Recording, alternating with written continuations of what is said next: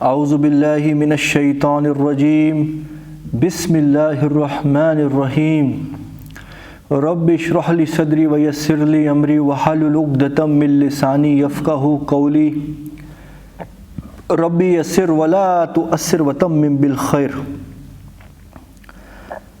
لا الہ الا انت سبحانک انی کنت من الظالمین الحمد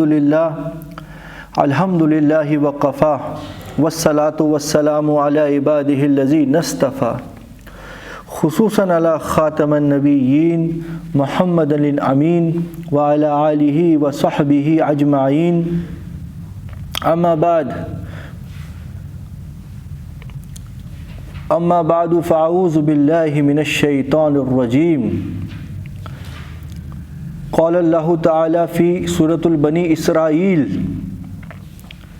وَإِن مِّن قَرْيَةٍ إِلَّا نَحْنُ مُخْلِقُوهَا قَبْلَ يَوْمِ الْقِيَامَةِ أَوْ مُعَذِّبُوهَا عَذَابًا شَدِيدًا كَانَ ذَلِكَ فِي الْكِتَابِ مَسْطُورًا وقال اللہ تعالی فی سورۃ الدخان فارتقب یوم تأتی السماء بدخان مبین یغشی الناس ھذا عذاب علیم صدق اللہ العظیم۔ آج اللہ تعالیٰ کا نام لے کے ہم سورۃ الروم کا 41 آیت سمجھنے کی کوشش کرتے ہیں، اور اس کو ہم سورۃ البنی اسرائیل کی وہ ایک آیت جو میں نے تلاوت کی اور سورۃ الدخان کی جو آیت میں نے تلاوت کی، یہ محسوس ہوتا ہے یہ انٹرلنکڈ ہے، اس کے ذریعے سے ہم سمجھنے کی کوشش کرتے ہیں۔ اللہ تعالیٰ فرما رہے ہیں ظہر الفساد فی البر والبحر بما کسبت ایدی الناس لیذیقہم بعد الذی عملوہ لعلہم یرجعون، کہ فساد اور کرپشن اور ایکسپلائٹیشن پھیل گئی خشک زمین پہ بھی اور دریاؤں اور سمندروں میں بھی، یعنی کہ پورے گلوب کا کوئی ایسا پارٹ نہیں ہے کہ جو انسانوں کی وجہ سے فساد کے اندر کرپشن کے اندر پھیل نہ گیا۔ اور کیونکہ انسانوں نے اللہ تعالیٰ کی فطرت کے حساب سے اپنی زندگی چلنے نہیں دی، وہ شیطان کے بہکاوے میں آ کے اللہ کی تخلیق کو بدلنے کی کوشش کرنے لگے، اللہ کے لاز کو چینج کرنے کی کوشش کرنے لگے، اپنی فطرت تک کو بدلنے کی کوشش کرنے لگے، جس کے رزلٹ کے اندر فساد پھیل گیا۔ اور یہ جو فساد پھیل گیا نا، اس کی وجہ سے جو اب اس فساد کا ایفیکٹ ہے وہ انہی انسانوں پہ آ کے پڑنے والا ہے۔ تیری تہذیب اپنے خنجر سے خودکشی کر لے گی، جو شاخ نازک پہ آشیاں بنے گا ناپائیدار ہوگا، کہ جب انسان نے اپنے من پسند لا چند ایلیٹ کلاس لوگوں کو پلیز کرنے کے لیے بنائے اور باقی سب انسانیت کو انہوں نے غلام بنا کے رکھا، اور جو بھی سسٹم تھے وہ انہوں نے اپنے من چلتے اپنی پریورٹیز کے حساب سے ڈیسائیڈ کیے۔ وقتی طور پر تو ان کو محسوس ہوتا تھا کہ یہ ہمارے لیے فائدہ مند ہے، مگر الٹیمیٹلی ان کا ان دا لانگ رن جو رزلٹ نکلا اس کی وجہ سے فساد زمین اور خشکی یعنی پورے گلوب میں پھیل گیا۔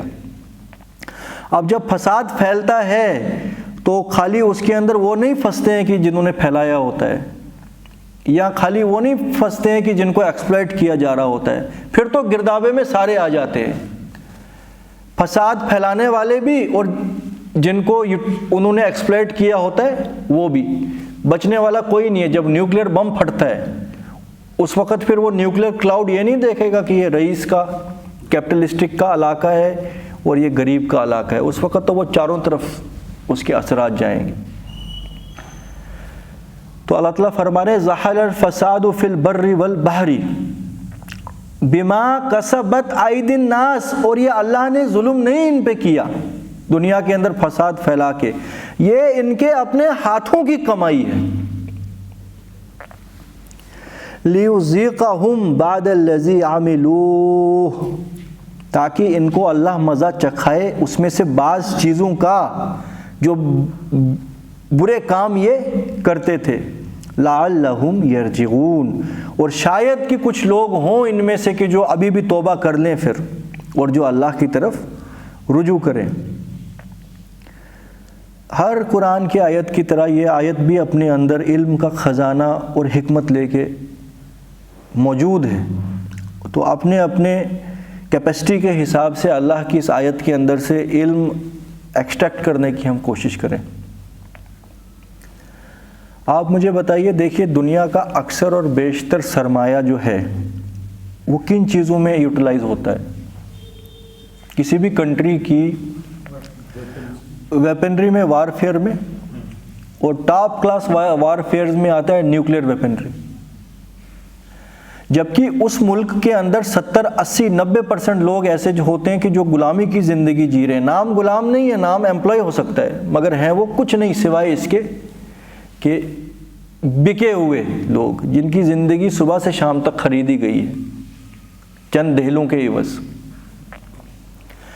ان کو یہ بتایا جاتا ہے تمہیں ایسی کمر توڑنی ہے پھر ہی جا کے تم زندہ رہ سکتے ہو. یہی ایجوکیشنل سسٹم ان کو بچپن سے پریپیئر کرنے کے لیے تیار کیا جاتا ہے. جبکہ ایک بم جو ہے وہ اتنے زیادہ سرمایے کو یوٹیلائز کر کے بنتا ہے کہ اس کے اندر لاکھوں لوگ ایڈجسٹ ہو جائیں، ان کو کسی کے غلامی کرنے کی ضرورت نہ پڑے، ان کی زندگی سموتھلی نکل جائے. ان کا میڈیکل سسٹم اتنا زیادہ ڈیولپ ہو کہ کسی کو جی اپنا آپ بیچ کے علاج نہ کرنا پڑے. کتنا ایزی ہے ایز کمپیئر ٹو بڑے بڑے بم اور ویپنری کے اندر یوٹیلائز کرنا. انسان حیران رہ جاتا ہے کہ جو ٹرن اوور دیکھتا ہے نا کہ ایک کنٹری کا ٹرن اوور ویپنری کا کتنا ہوتا ہے، انسان حیران ہو جاتا ہے کہ ٹریلینز آف ڈالرز. وہ سب کچھ کون کر رہے ہیں؟ کیپٹلسٹک کر رہے ہیں نا. اور اس میں فائدہ کس کا ہوتا ہے؟ سرمایہ دار، ویپنری بنانے والے اور ٹاپ ایلیٹ کلاس. اور وہ ٹاپ ایلیٹ کلاس کنٹرول کیے ہوتی ہے پولیٹیکل سسٹم کو، ہے کہ نہیں؟ اور بن کیا رہے ہوتے ہیں؟ یہ سب چیزیں کس میں یوٹیلائز ہو رہی ہیں؟ بم بنانے میں. اور وہ جو بم بنانے والے ہیں ان کو کیا لگتا ہے ہم جی ملٹی ملینئر ہو گئے، مگر ان کو یہ پتہ نہیں ہے اگر اس ملک میں ہم ملٹی ملینئر ہو گئے تو دوسری طرف دوسرے بھی ملٹی ملینئر ہو گئے کہ جو آپس میں ایک دوسرے کے دشمن بھی ہیں، ہے کہ نہیں؟ اگر ایک کنٹری نیوکلیر وارفیئر استعمال کرے گی تو دوسرے کیا کریں گے؟ دوسرے بھی تو وارفیئر استعمال کریں گے نا. تو اپنی خودکشی کا سامان خود جمع کیا ہوا ہے، مگر احساس نہیں ہے کہ یہ جو بم ہے یہ ہمارے ادھر بھی پڑ سکتا ہے. تو کتنا بڑا آفت انہوں نے اپنے مول لے لی ہے دنیا نے. مگر اگر انہوں نے اللہ کے حساب سے سسٹم اپنے چلائے ہوتے، کفایت کی ہوتی غریبوں کی، اور سوشل ویلفیئر ویسے کیا ہوتا کہ جیسا کرنے کا حق تھا، اور پوری دنیا کے اندر امن اور شانتی پھیلی ہوتی، پھر کس کی زندگی آسان ہوتی؟ انسانوں کی. تو مگر یہ لوگ جو ہیں یہ اپنے لیے خود جو ہے قبر کھود رہے ہیں، اور اس قبر کھودنے کی لپیٹ میں پھر ہر کوئی آ جائے گا، بچنے والا کوئی نہیں. آپ یہ اس اینگل سے سمجھ پا رہے ہیں کہ اپنے ہاتھوں کی کمائی کی وجہ سے. اور اس میں فردر آپ یہاں سے آ جائیے اب سورۃ بنی اسرائیل، سورۃ الاسراء آیت نمبر 58. اللہ تعالیٰ کیا فرما رہے ہیں؟ وَإِن مِّن قَرْيَةٍ إِلَّا نَحْنُ مُهْلِكُوهَا قَبْلَ يَوْمِ الْقِيَامَةِ، اور ایسا کوئی شہر یا بستی باقی بچنے والی نہیں جس کو ہم قیامت سے پہلے ہلاک نہ کر دیں. ہلاک یعنی ختم کر دیں. او معذبوہا یا ان کو ایک عذاب دے، عذاباً شدیدا ایک شدید ترین سخت عذاب۔ کان ذالک فی الکتاب مستورا، یہ اللہ کے یہاں بات درج ہو چکی۔ اب اس کو آپ اس آیت کے ساتھ جب لنک کریں گے کہ زمین میں جو فساد پھیلا، یہاں پہ اگر آپ کو کوئی ڈاؤٹ یہ رہے کہ اللہ کی کتاب کے اندر یہ چیز آلریڈی فکسڈ ہے، تو یعنی اللہ انسانوں کو عذاب دے گا ساروں کو ایک ساتھ، ہے نا؟ مگر دے گا کیوں؟ اللہ ظلم کرنے والا نہیں، ان کی اپنی کمائی کے عوض جو ہوگا سو ہوگا، کیونکہ فساد جو ہے زمین کے اندر پھیل گیا۔ ایلیٹ کلاس کو اپنے الو سیدھے کرنے ہیں، ان کو اپنے آپ کو ڈیفینڈ کرنا ہے، ان کو اپنی پریورٹیز جو ہیں سب سے آگے وہ رکھنی ہے۔ عام عوام کو تو مینیپولیٹ کر لیں گے، مگر وہ جو شاخ نازک وجود میں آئے گی وہ کیسے سٹیبل رہ سکتی ہے؟ سٹیبل تو بس حق رہ سکتا ہے۔ وَقُلْ جَاءَ الْحَقُّ وَزَهَقَ الْبَاطِلُ إِنَّ الْبَاطِلَ كَانَ زَهُوقًا، اے نبی ان سے کہہ دو حق آ چکا اور باطل چکنا چور ہو گیا، اور یہ جان لو باطل سٹیبل نہیں رہ سکتا زیادہ دیر۔ تو جتنے بھی تگڑم انہوں نے کیے ہوں، آخر کار یہ شاخ نازک پہ جو آشیانہ ان کا ہے نا، یہ خود یہ، اور اس کو تباہ کرنے کے لیے انہوں نے ریسورس جمع کر کے رکھا ہے، اب خالی بٹن دبانے کی دیری ہے۔ عام عوام کیوں ماری جائے گی؟ سوال یہ بنتا ہے نا، تو اس کا جواب یہ بنتا ہے عام عوام کر کیا رہی تھی؟ مین میجورٹی میں تو عام عوام تھی نا، جو غربا تھے، جو ہینڈ ٹو ماؤتھ تھے، وہ کیوں نہیں اپنے دماغ کو استعمال کرتے تھے؟ آج فلسطین میں جو کچھ ہو رہا ہے، ہر کنٹری کے عام عوام کا ایک حصہ نکل کے جلوس نکال رہا ہے، مگر 99% لوگ تو نہیں نا اس میں انوالو ہیں۔ 0.1% لوگ ہوں گے نا جن کی انسانیت جو ہے پروان چڑھ گئی اور وہ باہر نکلے۔ مگر کیا اگر کسی ملک کی عام عوام سٹینڈ لے انجسٹس کے خلاف، ان کو اس میں کوئی شک نہیں ہے بہت ریزسٹنس پیش آئے گا، مگر اگر واقعی وہ سچے انسان ہیں، وہ اس ریزسٹنس کو وتھسٹینڈ کر کے سچائی کو امپلیمنٹ کرنے کی کوشش کریں گے، مگر نہیں نہ کر رہے ہیں۔ پوری دنیا سن ہے نا، اللہ تعالیٰ نے دکھا دیا نا کہ تم سارے مردار ہو۔ اب اس سے بڑھ کر کیا ڈیمونسٹریشن انسانوں کو چاہیے کہ ہم تو بڑے اچھے جی تھی پھر بھی تباہ کر دیے گئے؟ اس سے بڑھ کر کوئی ڈیمونسٹریشن پاسبل ہے کہ بچوں کے چتھڑے اڑ رہے ہوں اور اس کو براڈ کاسٹ کیا جا رہا ہو، اور کوئی دنیا میں ایسا نہیں ہو کہ جو اس کے خلاف کچھ فرم ایکشن لے سکے؟ باتیں کرنے سے کیا ہوگا؟ باتیں تم بیٹھ کے کرتے رہو صبح سے شام، برائی کو جب تک اپنے ہاتھ سے تم نہیں روکتے ہو۔ انڈیویجول نہیں روک سکتا ہے، مگر پوری کی پوری سٹیٹ مل کے تو روک سکتی ہے نا۔ اور سٹیٹ کا مطلب کیا ہوا؟ وہ کوئی آسمان سے تھوڑی اترے ہیں، سٹیٹ تو انسانوں کے اوپر ڈیپینڈ ہے۔ تو مگر کوئی کچھ نہیں ہے، ساروں کے اپنے اپنے دندے چل رہے ہیں، اپنے میٹیریلزم دنیا پرستی کے اندر سارے گرک ہیں۔ تو جس وقت فساد جو پھیلے گا وہ اللہ تعالیٰ کے حکمت کے حساب سے تمہارے ہاتھوں کی اپنی کمائی ہوگی، تو اس کے لیے تیار رہیں سارے۔ اس وقت سرپرائز ہونے کی ضرورت نہیں ہے یہ کیا ہو گیا، ہم تو نماز پڑھتے تھے، ہم تو روزے رکھتے تھے، یہ کیا آفت آ گئی؟ وہ آفت پھر آ کے سب کو اچک لے کے جائے گی۔ اب آپ سورۃ الدخان، دخان کا مطلب ہوتا ہے دھواں، اسموک، آیت نمبر 10 پہ آ جائیے۔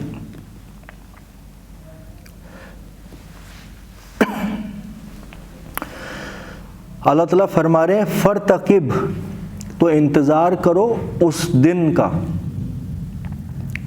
یوم تأتی السماء بدخان مبین، اس دن کا انتظار کرو جب آسمان ایک ظاہری دھواں لے کر تم پر مسلط ہوگا، یعنی آسمان پہ تمہیں ایک دھواں نظر آئے گا۔ یہ کیا چیز کا دھواں ہے؟ دھواں تو ابھی بھی نظر آتا ہے اسموک کی شکل میں، پر وہ اس طریقے کا عذاب تو نہیں نہ ہوتا ہے جس کی بات آگے ہو رہی ہے۔ یغش الناس، ڈھانپ لے گا، الناس، سنو الناس لکھا ہے، پوری انسانیت کا ذکر ہے، الانسان ال لگا ہے نا، پوری انسان ایز اے اسپیشی کہ وہ ڈھانپ لے گا۔ ھذا عذاب علیم، یہ ہے عذاب دردناک، چکھو مزہ۔ آپ مجھے بتائیے یہ کون سا دعا ہے؟ اگر یہ کوئی عام دعا ہوتا وہ بھی مضر ہوتا ہے صحت کے لیے، مگر عذاب علیم نہیں ہوتا ہے۔ یہ کس قسم کا دعا ہے؟ پہلے آگے پڑھتے ہیں پھر پتہ لگے گا۔ ربنا اکشف عنا العذاب انا مؤمنون، اور اس دن یہی لوگ کہیں گے کہ اے پروردگار ہمارے، دور کر دے اس عذاب کو ہم سے، ہم ابھی ایمان لے کے آتے ہیں، اب ہم سدھر جاتے ہیں، اب ہم سچائی پہ آ جاتے ہیں، بس یہ عذاب ایک بار تو ٹال دے۔ انا لہم الذکریٰ، مگر وقت اب بیت گیا۔ اللہ تعالیٰ فرما رہے ہیں ان لوگوں کے لیے نصیحت کہاں؟ وقد جاءہم رسول مبین، ان لوگوں کے پاس تو پے در پہ کھلے رسول، کھول کھول کے بیان کرنے والے بھیجے گئے، یعنی تمام انسانیت کے لیے نبی کریم صلی اللہ علیہ وسلم تو آخری رسول تھے، ان کو میسیج دے کے اللہ تعالیٰ نے بھیجا، اور میسیج موجود تھا دنیا میں، مگر انہوں نے پوری زندگی کا وقت بھی ان کو دے دیا گیا، لائف سپین، پھر بھی یہ سدھرے نہیں، تو اب کہاں سے نصیحت حاصل کر لیں گے یہ؟ ثم تولوا عنہ فقالوا معلم مجنون، مگر ان ظالموں نے ان رسولوں کو، اور خصوصاً نبی کریم صلی اللہ علیہ وسلم کے بارے میں ذکر ہے یہاں، ان کو کہا کہ یہ لکھایا پڑھایا باولا ہے۔ استغفر اللہ، یعنی ان کی بات ماننا تو بہت دور کی بات، اتنے متکبر تھے، انہوں نے تو انہی کے اوپر جو ہے تہمتیں لگانی شروع کر دی۔ اس کے بعد غور کرنے کی بات ہے یہاں پہ، انا کاشف العذاب قلیلا، لو میں کچھ دیر کے لیے عذاب کو ٹالے دیتا ہوں، انکم عائدون، اور دیکھو تم پھر اپنے اسی برے راستے کے اوپر آ گئے، یعنی تم پھر سدھرے نہیں۔ پھر یہاں پہ کنکلوژن بتا دیا ہے اس آیت میں کہ یہ جو عذاب تھا یہ عذاب صغیرہ تھا، چھوٹا والا عذاب، من دون العذاب الاکبر، اس بڑے عذاب میں کیا کرو گے جو کبھی ٹلنے والا نہیں ہے۔ یوم نبطش البطشۃ الکبریٰ، جس دن ہم سخت پکڑیں گے، انا منتقمون، اور سن لو ہم انتقام لینے والے ہیں، بچنے والے تم نہیں ہو، یعنی دنیا کے عذاب میں جو گئے وہ تو بڑا ٹیمپریری عذاب تھا، ہلاک ہو گئے، تڑف تڑف کے مر گئے، بات ختم ہوئی، مگر اصل میں جو ڈرنے کی چیز ہے جس سے ڈرنا چاہیے وہ ہے وہ بطشۃ الکبریٰ، وہ پکڑ کی جو سب سے بڑی خبر ہے، سب سے بڑی خبر ہے، انا منتقمون، اور اللہ تعالیٰ فرما رہے ہیں ہم انتقام لیں گے۔ آپ یہ سمجھو کہ جس سے پھر اللہ تعالیٰ انتقام لینے کے اوپر اڑ جائے اس کو پھر بچانے والا کون ہے؟ اور ہونا چاہیے انتقام ان کا، جو آج ہم دیکھ رہے ہیں، کیوں نہیں ہونا چاہیے انتقام جو آج دنیا میں چل رہا ہے؟ ان لوگوں سے تو انتقام لینا چاہیے نا، اور ان سے انتقام کوئی انسان نہیں لے سکتا ہے، ان سے انتقام رب العالمین ہی لے سکتا ہے، اور وہ اچھے سے پھر انتقام لے گا ان کے جو بھی مذاہب بھی ڈال رہے ہیں آج۔ تو آپ مجھے ایک بات بتائیے اب کہ یہ جو ہم نے آیت پڑھی نا کہ ہم عذاب کو کچھ دیر کے لیے ٹال دیتے ہیں، اس سے وہ ساری کی ساری تفسیروں کا جو ہے جو بھار ہوتا ہے نا وہ ہلکا ہو گیا کہ جنہوں نے اس بات کو قیامت کے عذاب کے اوپر چسپا کر دیا ہے، کیونکہ قیامت کا عذاب پھر ٹلنے والا نہیں ہے، وہ تو بطشۃ الکبریٰ آگے آیا ہے، تو یہ کس عذاب کی بات ہو رہی ہے؟ پھر یہ کون سا دھواں ہوگا کہ جو انسانوں پہ چھا جائے گا؟ اور ایسا کون سا دھواں ہے کہ وہ اگر ہو جائے تو پوری دنیا کور ہو جائے گی؟ اور اس کے اثرات تو ابھی انسان کو بھی، جو انہوں نے دنیا کی ہلاکت کا سرمایہ جمع کیا ہے نا، ان لانتیوں کو خود بھی پتہ نہیں ہے کہ اس کے اثرات کتنے خطرناک ہوں گے۔ کوئی بولتے ہیں بھائی اتنا ہوگا، کوئی بولتا ہے اتنا ہوگا، کوئی بولتا ہے پورا گلوب انفلوئنس ہو جائے گا اس چیز سے۔ تو یہاں سے کیا بات ہمیں سمجھ آ رہی ہے؟ اور اس کے بارے میں اللہ تعالیٰ فرما رہے ہیں یہ طے شدہ بات ہے ہمارے یہاں، مستورہ، کان ذالک فی الکتاب مستورہ، یہ لکھ لیا جا چکا ہے، اور یہ کوئی زیادتی نہیں ہوگی انسانوں کے اوپر، یہ اللہ تعالیٰ کی طرف سے بالکل عدل کا اور انصاف کا فیصلہ ہوگا۔ اب ہو سکتا ہے کہ جو نیکوکار لوگ ہوں اس سے پہلے ہی اللہ تعالیٰ ان کو موت دے دے اور وہ اس آفت سے بچ جائیں، اگر واقعی کوئی ایسے لوگ موجود ہیں تو، ورنہ ساروں کا ایک ہی اچار بننے والا ہے، اور یہ بات جو ہے یہ طے شدہ ہے۔ قل سیروا فی الارض فانظروا کیف کان عاقبۃ الذین من قبل کان اکثرهم مشرکین، کہ اے نبی ان سے کہہ دو کہ اگر تم سیدھا راستہ اختیار نہیں کرتے تو دیکھو تم سے پہلے جو لوگ گزرے تم جیسے، ان کا انجام کیا ہوا، ان میں سے اکثر جو تھے مشرکین ہی تھے۔ اکثرہم لا یعلمون، آپ قرآن میں بار بار یہ چیز پڑھیں گے کہ اکثر لوگ جو ہے وہ مانتے نہیں، اکثر لوگ جانتے نہیں، اکثر لوگ کافر ہوتے، اور یہاں پہ آیا ہے اکثر یعنی میجورٹی آف دیم از مشرکین۔ فَأَقِمْ وَجْهَكَ لِلدِّينِ الْقَيِّمِ، پھر سے وہی آیت جو میں نے آپ کو کہا تھا کہ سورۃ الروم کا محسوس ہوتا ہے کہ یہ سینٹر موسٹ پارٹ ہے جس کے آس پاس تمام میسیج گھوم رہا ہے۔ دین فطرت، قیم، مخلص، تو بار بار وہی میسیج فَأَقِمْ، تو اے وہ لوگوں کہ جو ایمان لے آئے، بس تم قائم ہو جاؤ، وجہک للدین، اپنا چہرہ اپنا رخ جو ہے دین قیم،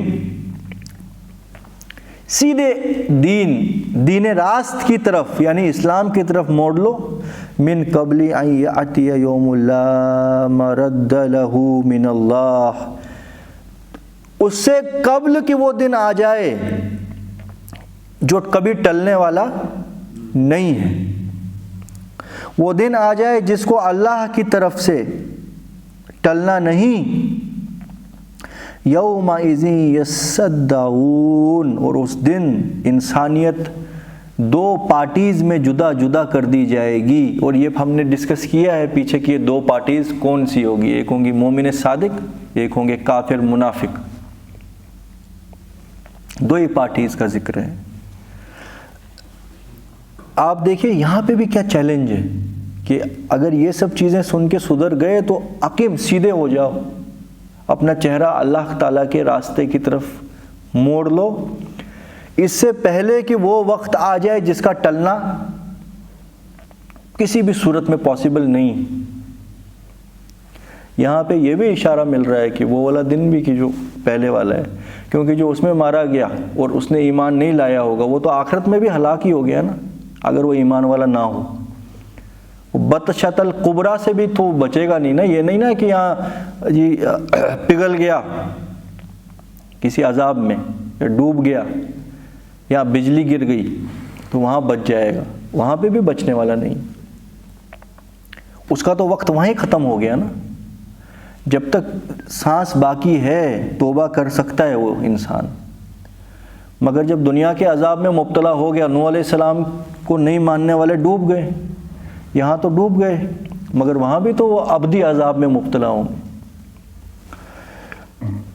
اور یہ چیزیں آج ہم لوگ، یہ جنریشن بہت ایزیلی سمجھ پا رہی ہے کہ world is on verge of collapse,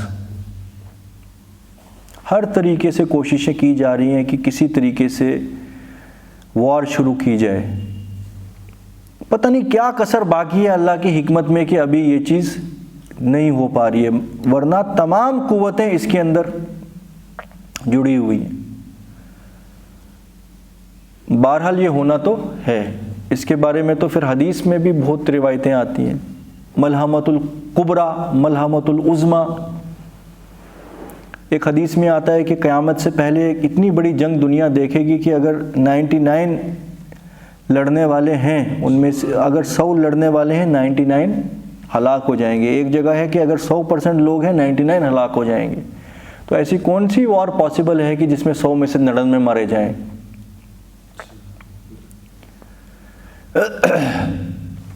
اور یہ پھر ٹرننگ پوائنٹ بھی ہوگا دنیا کا، کیونکہ دیکھو آج دنیا کے اندر حال جو ہے، انسانیت کا کوئی رمق ہے کسی کے اندر، تو یہ پھلے پھولے کیوں دنیا میں؟ اس کا حکمت یہ بھی ہو سکتی ہے نا کہ صفائی ایک بار ہو جائے۔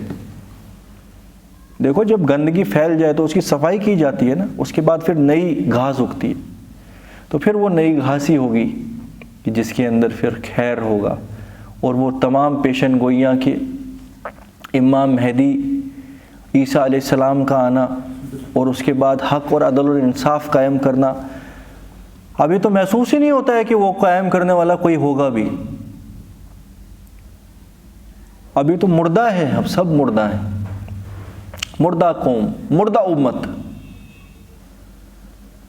تو بہت حکمتیں ہو سکتی ہیں اس کے اندر، اللہ تعالیٰ کے ایک ہی نشانے کے اندر بہت سی حکمتیں ہوتی ہیں، ایک تیر کے اندر ہزاروں شکار۔ کلینزنگ پروسیس،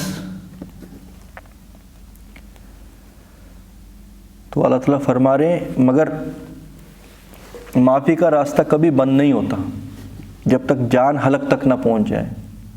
فَإِذَا بَلَغَتِ التَّرَاقِ وَقِيلَ مَنْ رَاقٍ، کہ جب تک جان جو ہے حلق تک نہ پہنچ جائے تب تک اللہ کے یہاں معافی ہے۔ تو فَأَقِمْ وَجْهَكَ لِلدِّينِ الْقَيِّمِ مِنْ قَبْلِ أَنْ يَأْتِيَ يَوْمٌ لَا مَرَدَّ لَهُ مِنَ اللَّهِ يَوْمَئِذٍ يَصَّدَّعُونَ من کفر فعلیہ کفرہ، جس نے کفر کیا ہوگا، ناشکری کی ہوگی، اس نے کسی اور کا نقصان کیا کرنا ہے، اس کا کفر کا وبال اسی کی نفس کے اوپر پڑے گا۔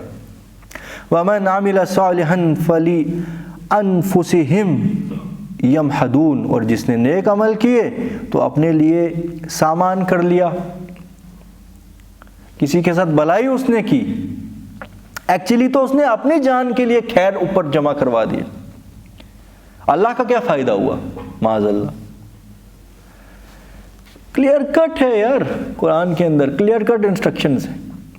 دیکھو سارا پیغام اللہ تعالیٰ نے بیان کرنے کے بعد پھر اینڈ میں کنکلوژن ڈرا کر دیا کہ کوئی مجھے پڑی نہیں ہے کہ تم سیدھے راستے پہ آ جاؤ تو میرا جی کوئی سٹیٹس کم ہے، معاذ اللہ بڑھ جائے گا۔ من کفر فعلیہ کفر،